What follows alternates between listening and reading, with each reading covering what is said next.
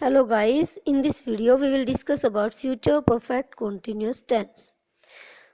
अब यहाँ पर फ्यूचर टेंस की बात हो रही है, मीन्स आपका आने वाला जो टाइम है लाइफ के अंदर वहाँ उसमें एक्शन होने वाले हैं।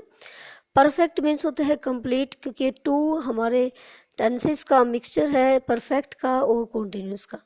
परफेक्ट मीन्स का जो एक्शन हो पूरा भी हुआ होगा, और कॉन्टीन्यूस मीन्स अभी वो प्रोग्रेस से भी होगा, यानी कि वो चल भी रहा होगा। फ्यूचर के अंदर ऐसे एक्शन जो कंप्लीट भी हुए होंगे और प्रोग्रेसिव भी हुए होंगे, तो वो आपके सभी फ्यूचर परफेक्ट कंटिन्यूस टेंस के अंदर आएंगे।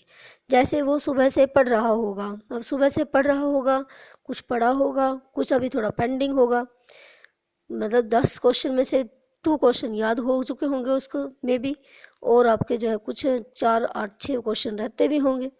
तो यहाँ पर जो सेंटेंसेज हमने यूज़ किया है वो फ्रॉम डेली यूज़ से किए हैं, जो आपको हेल्प करेंगे इंग्लिश की जो स्पीकिंग के अंदर भी, और ट्रांसलेशन आप बहुत आसानी से सीख जाएंगे आफ्टर वॉचिंग दिस वीडियो। तो लेट्स स्टार्ट। आप पहचान कैसे करेंगे? आप जब हिंदी में बोल रहे होंगे कि ये फ्यूचर परफेक्ट कंटिन्यूस ही है, तो आप देखेंगे कि आप जब बोलेंगे हिंदी में तो लास्ट में आपको मिलेगा से रहा होगा, से रही होगी, से रहे होंगे, जैसे वह सभी सुबह से व्यायाम कर रहे होंगे। तो यहाँ पर टाइम रेफरेंस आपको जरूर मिलेगा, जैसे से कब से, सुबह से क्या कर रहे होंगे, वो व्यायाम कर रहे होंगे, लास्ट में रहे होंगे तो है ही है, साथ में टाइम रेफरेंस आपको मिलेगा सुबह से, शाम से, दोपहर से, 4 घंटे से, 10 सालों से रह रहा होगा, तो वो करनाल में 10 सालों से रह रहा होगा। तो इस तरह से आपको टाइम रेफरेंस के साथ रहे होंगे, रहा होगा, रही होगी मिलेगा। तो ये फ्यूचर जो परफेक्ट कॉन्टिन्यूस टेंस होता है, एक वर्ब टेंस है जो डिस्क्राइब करता है किसी एक्शन को जो कंटिन्यू रहेगा until a point in the future, future के किसी पॉइंट तक। And activity will have begin some time in the past, और वो शुरू होगी कुछ पास्ट के अंदर, कुछ प्रेजेंट के अंदर, फ्यूचर के अंदर भी रहेगी। And is expected to continue, और आपके लिए एक्सपेक्टेड रहेगा कि वो कंटिन्यू रहेगी फ्यूचर के अंदर वो एक्टिविटी। फोर और सिंस यहाँ पर जो आप मेजर यूज़ करते हैं परफेक्ट कॉन्टिन्यूस, चाहे आपका प्रेजेंट है, चाहे आपका पास्ट परफेक्ट कॉन्टिन्यूस है, चाहे फ्यूचर, तो फोर सिंस का परफेक्ट कॉन्टिन्यूस के अंदर यूज़ होता ही होता है, क्योंकि इसका मीनिंग होता है से। टाइम के साथ ही लगता है हमेशा, ये सुबह से, शाम से, दोपहर से। तो कहाँ पर, तो फोर का यूज़ हम कहाँ पर करते हैं, और सिंस का कौन से टाइम के लिए यूज़ करते हैं? फोर जो होता है पीरियड ऑफ टाइम के लिए यूज़ होता है, अनिश्चित समय, जो हमारा जो निश्चित नहीं है समय उसके लिए, और सिंस होता है हमारा निश्चित समय के लिए। तो हमें डिफरेंस कैसे पता चलेगा? 2 आवर्स।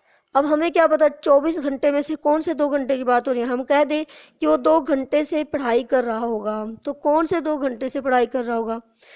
अभी 24 घंटे होते हैं भाई, कौन से, सुबह वाले, शाम वाले, दोपहर वाले, रात वाले, या किस टाइम वाले जो होंगे हमें नहीं पता। 2 डेज, कौन से 2 दिनों की बात कर रहे हैं? वीक के, सप्ताह के 2 दिनों की बात कर रहे हैं, महीने के 2 दिनों की बात कर रहे हैं, साल के 2 दिनों की बात कर रहे हैं, अनिश्चित है ये सब। 3 वीक्स, वो 3 सप्ताहों से इंग्लिश सीख रहा होगा, तो यहाँ भी हमें नहीं पता कौन से 3 सप्ताहों की बात हो रही है। हाँ, ये जरूर पता है कि टाइम की बात हो रही है। 4 ईयर्स, 4 सालों से, वो 4 सालों से रह रहा होगा। अब 4 साल, कौन से 4 सालों से, ये भी नहीं हमें पता कि कौन से 4 सालों की बात हो रही है, लेकिन टाइम का पता है। तो जहाँ हमें टाइम पता है लेकिन वो निश्चित नहीं है, पीरियड की बात है सिर्फ ओनली, तो वहाँ उससे पहले हम फोर का यूज़ करेंगे। सिंस पॉइंट की तरफ इशारा करेगा, बिल्कुल हमें पता होगा कि इस पॉइंट पे काम शुरू हुआ होगा। मॉर्निंग में, इवनिंग में, आफ्टरनून में, जैसे सुबह से वो जो है चल रहा होगा, गा रहा होगा, सो रहा होगा, शाम से वो ये काम कर रहा होगा, शाम से वो जो है पौधों में पानी दे रहा होगा, तो या दोपहर से, क्योंकि दिन में हमारे 3 ही पार्ट्स होते हैं, मॉर्निंग, इवनिंग, आफ्टरनून। एक पॉइंट की तरफ इशारा कर रहे हैं, हमें पता है कि दिन के कौन से हिस्से की बात कर रहे हैं, तो पॉइंट ऑफ टाइम, इनसे पहले हम सिंस लगाएंगे, since morning, since evening, since afternoon.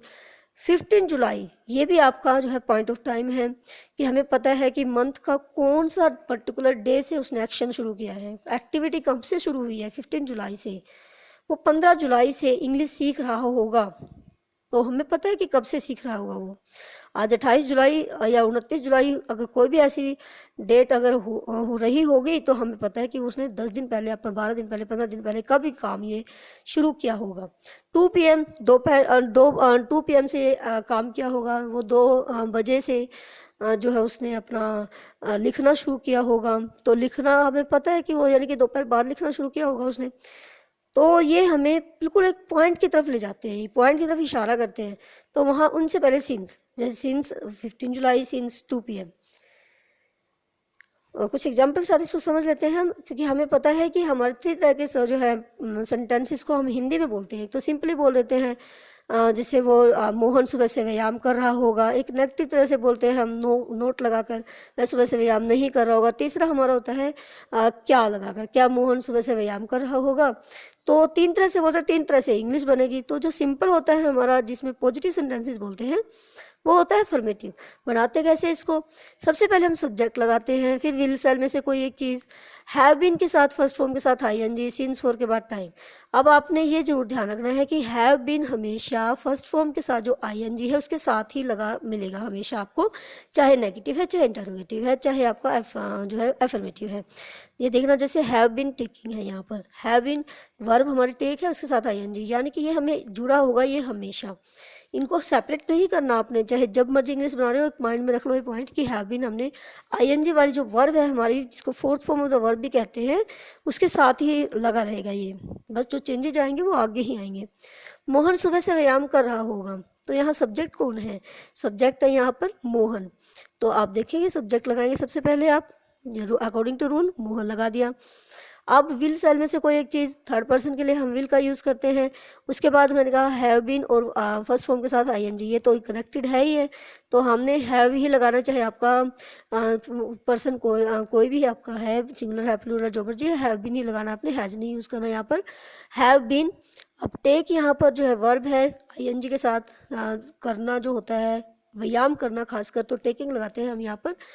Taking exercise, तो क्या कर रहा है वो, ऑब्जेक्ट क्या एक्सरसाइज है, सिंस मॉर्निंग। अब टाइम से पहले हम किसको लगा रहे हैं, क्योंकि मॉर्निंग की तरफ इशारा किया उन्होंने, सुबह से कहा है, ये पॉइंट ऑफ टाइम है, तो पॉइंट ऑफ टाइम से पहले हम सिंस का यूज़ करेंगे, फोर का यूज़ नहीं करेंगे। मोहन 2 घंटे से व्यायाम कर रहा होगा। अब आपको बताते हैं कि यहाँ पर देखो 2 घंटे में से व्यायाम कर रहा होगा, तो यहाँ हमने 4 का यूज़ किया, क्योंकि एक पीरियड ऑफ टाइम की बात कर रहा है। तो बाकी सभी वही है कि Mohan will have been taking exercise for 2 hours. Negative में नोट लगाना है, तो नोट कहाँ पर लगाना है आपने, विल सेल और हैव बीन के बीच में। मोहन सुबह से व्यायाम नहीं कर रहा है, बाकी वही सीक्वेंस है, सबसे पहले सब्जेक्ट मोहन, फिर विल सेल में से एक विल, यहाँ पर आपने नोट ऐड कर दिया विल और हैव के, जैसे हमारा स्ट्रक्चर है, स्ट्रक्चर को आपने माइंड में बिठा के रखना है। उसके बीच में not, have been taking exercise since morning, Mohan will not have been taking exercise for 2 hours. तो ये 4 और सिंस लगाना भी आपको आ जाएगा इजीली। और जो है नोट का यूज़ करना, कहाँ पर नोट लगाना है, नेगेटिव के अंदर नोट का ही यूज़ होता है मेनली, तो वो नोट लगाना कहाँ है वो ध्यान रखना है। इंटेरोगेटिव में आपका विल सेल आगे आ जाता है और सब्जेक्ट बाद में। ये क्वेश्चन जो आप करते हैं जब क्वेश्चन मार्क के साथ, तो वो वाले आपका इंटेरोगेटिव होते हैं। क्या मोहन सुबह से व्यायाम कर रहा होगा, तो क्या आपने पहले बोला, तो आपने विल सेल आगे ले आएंगे, बस सब्जेक्ट को विल सेल के प्लेस पर ले जाएंगे। तो will Mohan have been taking exercise since morning. क्या मोहन 2 घंटे से व्यायाम कर रहा होगा, will Mohan have been taking exercise for 2 hours. तो डिफरेंसेस यहाँ पर देखिए, आपने हिंदी में भी क्या क्या चेंज किया आपने, सिंपल वे 2 दिन से परीक्षा की तैयारी कर रहे होंगे। अब जब नहीं बोलेंगे, आपने हिंदी में भी सिर्फ एक ही वर्ड को ऐड किया है, नहीं को। जब हिंदी में आपने कहा वे 2 दिन से परीक्षा की तैयारी नहीं कर रहे होंगे, क्या वे 2 दिन से परीक्षा की तैयारी कर रहे होंगे, तो यहाँ पर आपने क्या वे में थोड़ा अंतर कर दिया। यही अपने इंग्लिश के रूल के अंदर करना है। तो subject will sell have been, first form के साथ ING, उसके बाद सिंस फॉर और टाइम। और नेगेटिव के अंदर नोट वाले में आपने नोट को ऐड करना है विल सेल और हैव बीन के बीच में। इंटेरोगेटिव जो क्वेश्चन वर्ड है, विल सेल को पहले ले आओ, सब्जेक्ट बाद में। तो ये चेंजेस हमने रेड से दिखा दिया आपको कि इसमें हमने किया, सबसे पहले सब्जेक्ट दे, वे आपका सब्जेक्ट है, विल लगाया हमने दे के साथ क्योंकि थर्ड पर्सन है। Have been preparing, have been को हमने ING के साथ ही लगाना है, तैयारी करना होता है preparing. For the examination for 2 days, अब 2 दिन कौन से हैं हमें नहीं पता, तो 4 लगाया। नोट हमने लगाना है नेगेटिव में, तो नोट कहाँ लगाना है, विल और हैव बीन के बीच में। तो they will not have been preparing for the examination for 2 days. बाकी सभी स्ट्रक्चर आपकी एफर्मेटिव की तरह ही है। अब इंटेरोगेटिव में देखना, तो ये चेंज किया था क्या वे, तो हमने आगे ही चेंज करना है, इसमें भी विल पहले ले आएंगे और दे बाद में चला जाएगा। बाकी सभी उसी की तरह। और लास्ट में क्वेश्चन जो है मार्क लगा देंगे। Will they have been preparing for the examination for 2 days। Use हम ये एम्फेसाइज करता है कंटिन्यूटी को, एक्शन की कंटिन्यूटी को ये जो है एम्फेसाइज करता है, जोर लगाता है। Up to the certain point of time in the future, एक सर्टेन पॉइंट तक, भविष्य में एक सर्टेन पॉइंट तक जो है वो एम्फेसाइज करेगा। जैसे by 6 o'clock I will have been sitting here for 3 hours। 6 बजे से I will have been sitting here, मैं यहाँ पर बैठ रहा होगा फॉर 3 hours, 3 घंटे से। तो यहाँ पर कब से एक्शन हो रहा होगा ये हमने किया, तो I will have been sitting here for 3 hours। तो यहाँ इमोशंस है, फीलिंग्स है, तो आपने सेल का यूज़ नहीं करना, आई के साथ विल, जो हमने पहले वीडियो में डिस्कस किया था विल और सेल की डिटेल, कि हम विल कहाँ यूज़ करते हैं और सेल यूज़ कहाँ करते हैं। आई और वी के साथ भी विल का यूज़ हो सकता है स्ट्रॉन्ग फ्यूचर के अंदर, तो ये स्ट्रॉन्ग फ्यूचर है, यहाँ पर फीलिंग्स और डिटर्मिनेशन जुड़ी हुई है। Thanks for watching.